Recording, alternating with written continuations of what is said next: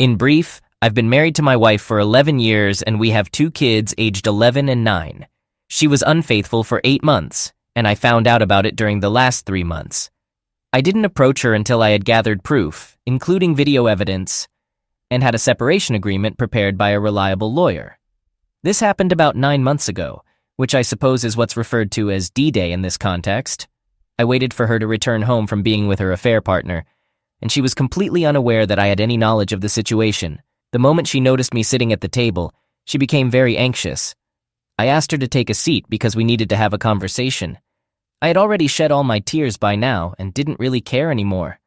I had already made up my mind about divorce from the very day I first learned about her affair. My wife sat down, looking extremely worried. Wife, you're scaring me. What's going on? Me. I'm not here to discuss your cheating. I know everything.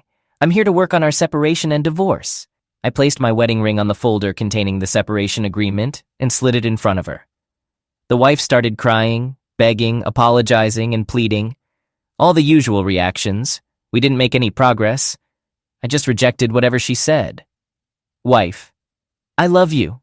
Me. You hurt me more than I've ever been hurt, and you sleep with other men because you love me so much. After a couple of hours, I suggest that she should stay at a hotel, and we can continue our discussion the next day. I let her know that if she doesn't sign the separation agreement, I will reveal her actions to everyone today. I understand it might be seen as signed under pressure, but at that moment, I just wanted it to be over. Eventually, she agrees to sign. She leaves, and I receive messages and calls throughout the night.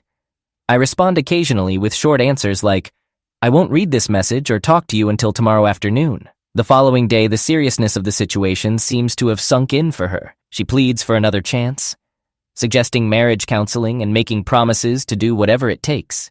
I inform her that I plan to file for divorce on Monday and that she has 90 days to convince me that ending the marriage is a mistake. I'm not sure why I offered that. Perhaps I was feeling vulnerable, as I had already decided to end things. Yet I gave in. On the next day, I've prepared a list of requirements for her, though I don't show it to her directly. I just inform her about the existence of the list and explain that unless she follows it, we will only communicate about the kids and the divorce will proceed without hesitation, with me revealing her actions to everyone. I also let her know that even if she complied perfectly, it didn't guarantee we wouldn't divorce. My trust in her was rock bottom, and my feelings of love were gone. The only reason I even considered working things out was for the sake of our kids. I didn't mean to express this, but once again I couldn't stick to my initial decision. The list included the following requirements. 1. She needed to create a detailed account of her actions with him, explaining how it began, what led her to justify her actions to both me and our children. If she tried to omit or gloss over anything, my efforts for reconciliation would end. 2. She had to grant me full access to her social media, phones, computer, her earnings, and bank statements. 3. She was required to provide regular updates on her whereabouts and activities. 4. She would attend individual counseling sessions 2-3 times a week until she gained insight into her own decisions. Couples counseling would come later. She agreed to these terms, compiled the list, and granted me access.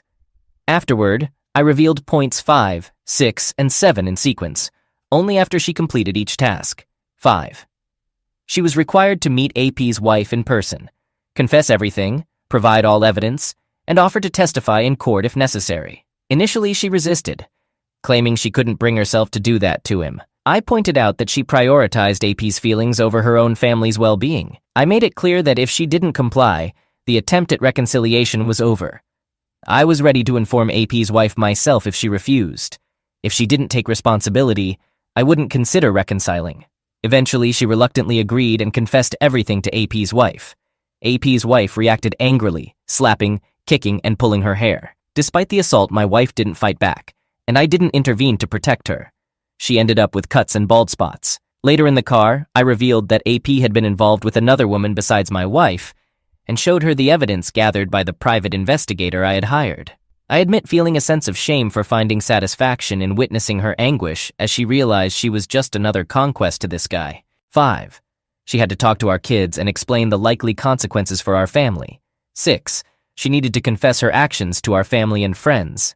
7. I decided to have a 3-month affair, lying to her and engaging in secretive behavior. I would emotionally connect with another woman during this time. I wanted her to comprehend the pain and humiliation of what she had asked me to forgive. I wanted her to realize the risk of me falling in love with my AP and leaving her.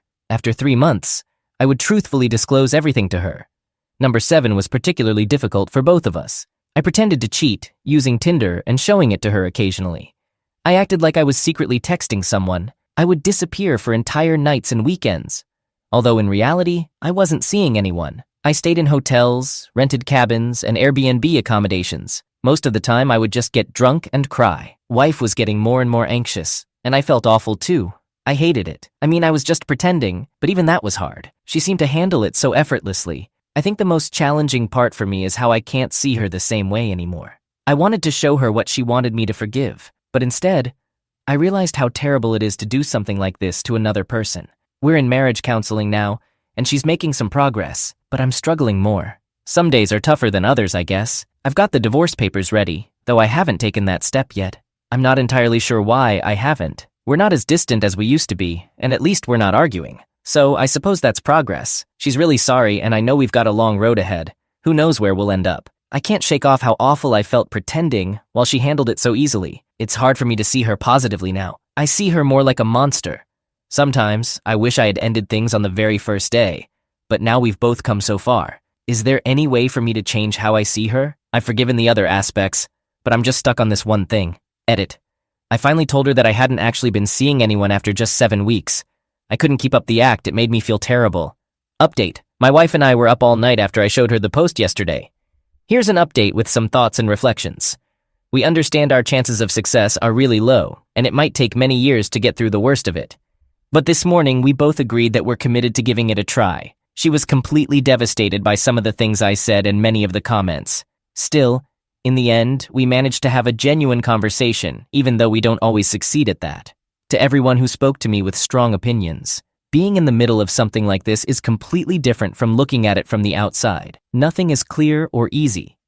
Emotions are overwhelming, and even getting up in the morning to face a new day feels almost impossible. If I were to try to explain how difficult it is to think clearly and make good choices, let me give you this analogy. Imagine you're living your life, standing on top of a mountain. You can see all around you to the horizon, with no doubts. Your mind and thoughts are clear.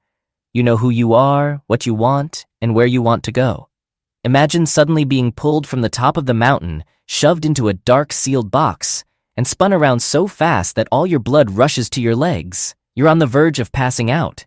Your thinking is clouded, and you're overwhelmed with nausea and dizziness. You do anything to stop feeling like you're about to throw up. This is the closest I can come to explaining the intense trauma my mind went through. In such a state, it's inevitable to make some poor decisions.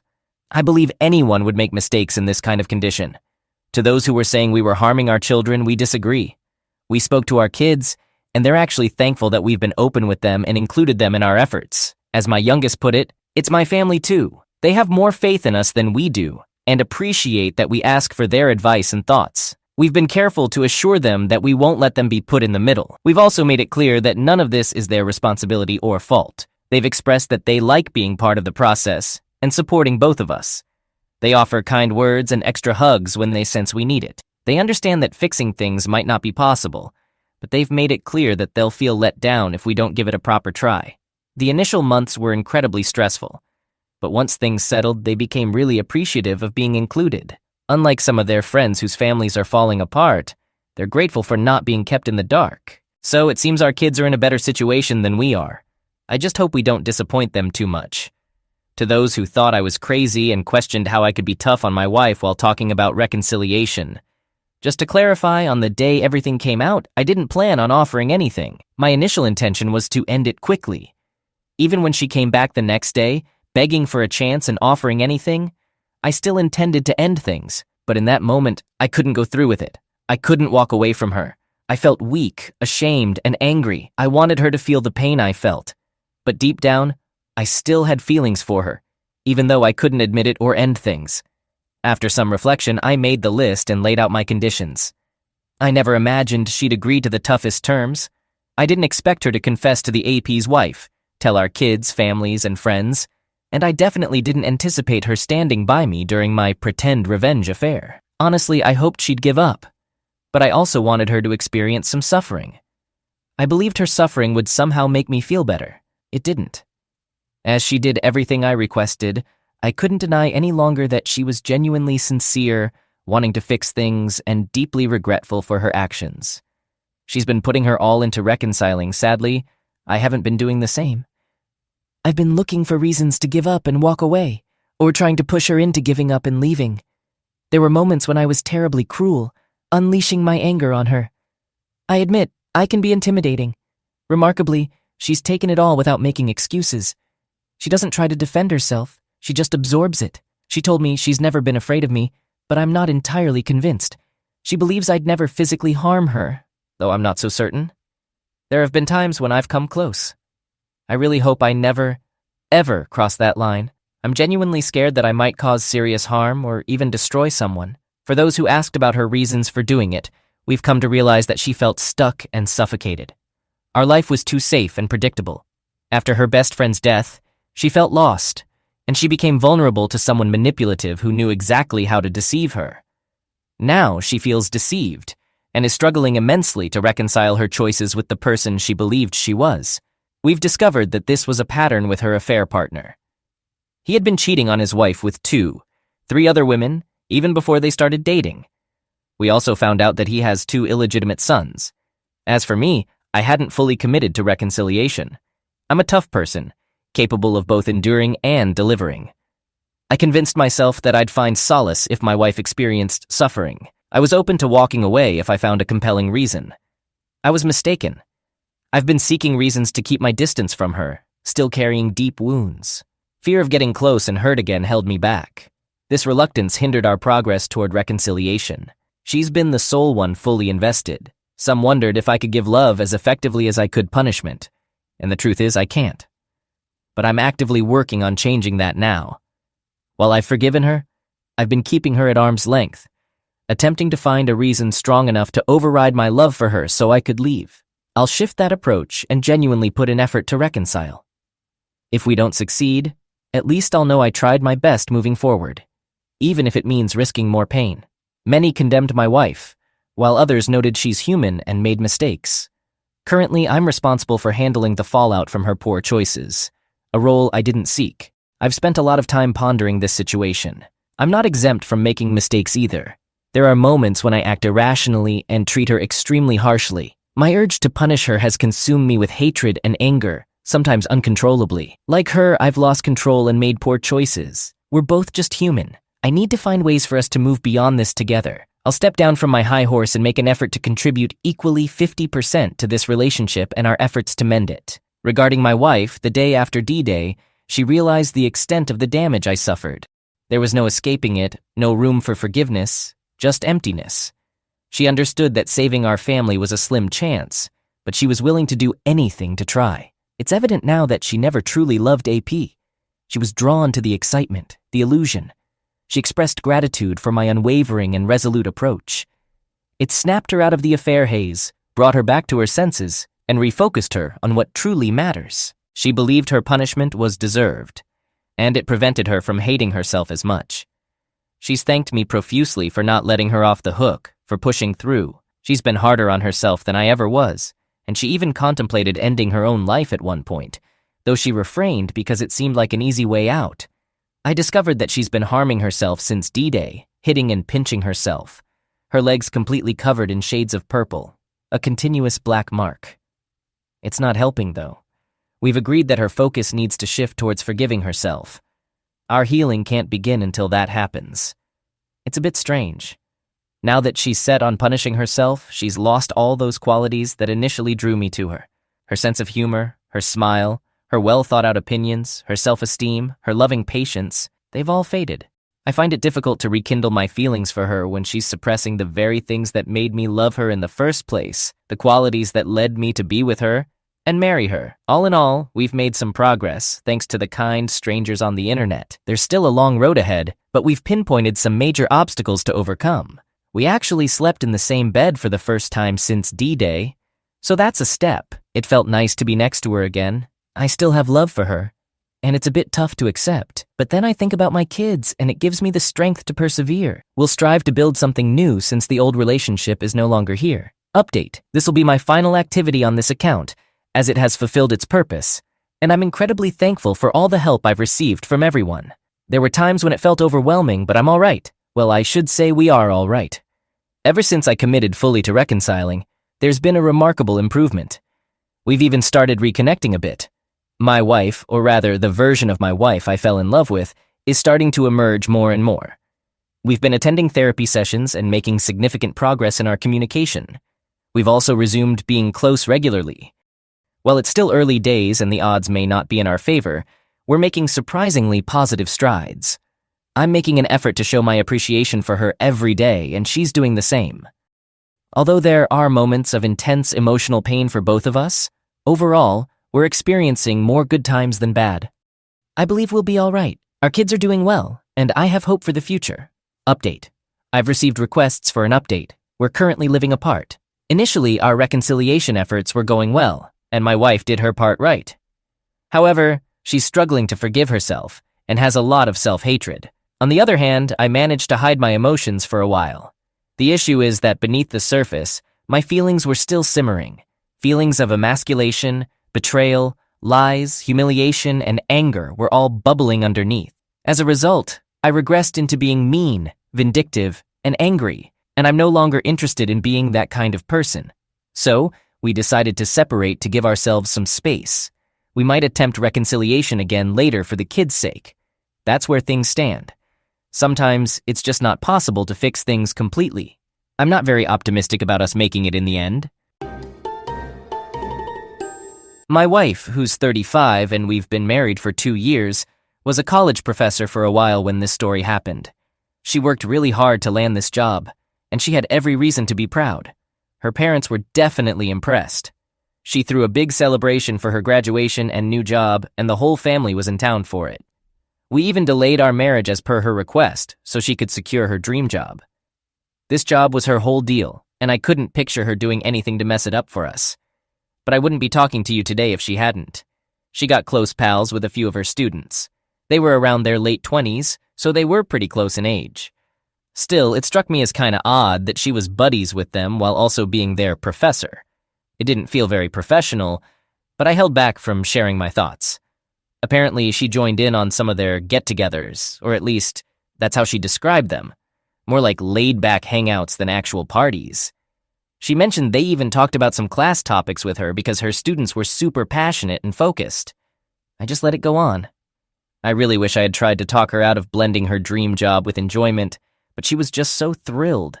She truly felt on cloud 9 and believed she was making a real impact on their lives. She always got back home at a reasonable hour because she didn't want to leave me by myself all night, and she didn't go out more than twice a month. I could sense something was off. When she stayed out until 2 a.m., I was awake, waiting, and that led to a big argument. She claimed she was only assisting her students, but that explanation wasn't cutting it for me. I insisted on getting to the bottom of things, but she stuck to her story. I asked her to take a break from hanging out with students for a bit, and that set her off. She accused me of being controlling and started crying. She said she was a responsible woman who deserved to have her own life, especially when she found someone who brought her such joy. My eyes widened. She quickly backtracked, saying she got her words mixed up because I was confronting her and she was exhausted. I was really bothered by her mix-up, but I didn't have the energy to keep arguing that night. I couldn't even bring up the idea of her taking time off from work. I didn't know how or when I could bring up the topic again. I knew I should have acted, but I decided to hold off and see what else she'd do. Things settled down for a bit. She stopped staying out late and only went to work and back home. It seemed good, although she had to grade papers at home, so I gave her space to do that. Then I caught her texting someone and it startled her. It struck me as odd, but I didn't make a fuss about it. I thought about checking her phone later, but it had a passcode. I planned to create an opportunity for her to bring students over to our place, while I'd be secretly nearby, keeping an eye out. I needed to figure out who these people were and if there was something more to it. She fell for my plan really fast. As soon as I mentioned spending an evening with my mom at the nursing home, she got excited. She called me sweet for doing it, offered to give me a ride, and said she'd pick me up later to throw me off. I agreed and headed back to the house. It took about 20 minutes. I wasn't sure what I'd discover, but I found it hard to believe my wife would do anything shady. A few times I almost convinced myself I was being paranoid and started heading back to my mom's place, but then I changed my mind and turned back. When I reached the spot, I noticed a different car parked at her house. She thought she had all the time in the world to do her thing and then swing by to pick me up. Seeing that strange car got me all fired up, and I dashed to the front door. My hands were trembling as I unlocked it and saw the most unsettling sight I'd ever witnessed. My wife was getting close with her student, not even fully dressed yet. I quickly took a picture. You know, we're in a high-tech era nowadays. I had my phone out when I saw the unfamiliar car, so I could snap a photo of whatever my wife was up to, just in case things were innocent. I might have seemed like the crazy one. But now, the reality started to hit me as she began to react after getting dressed, and her student took off. She started yelling things I couldn't even catch, while my head felt like it was about to explode. All I could hear was my own heartbeat as I thought about how our marriage was done for, and the future I had envisioned with her was a false dream. Her career was in ruins. She'd never get another chance to teach at that school. The next school would want to know why she got the boot from this one. I snapped out of my daze and demanded to know why she risked everything she had worked so damn hard to build for one of her very first students. She just stared at me with a blank expression, then spilled that he had invited her to hang out and she hadn't thought anything bad would go down. I lost it and started yelling, telling her that something seriously messed up had indeed gone down. She brought him to our place and things got intimate.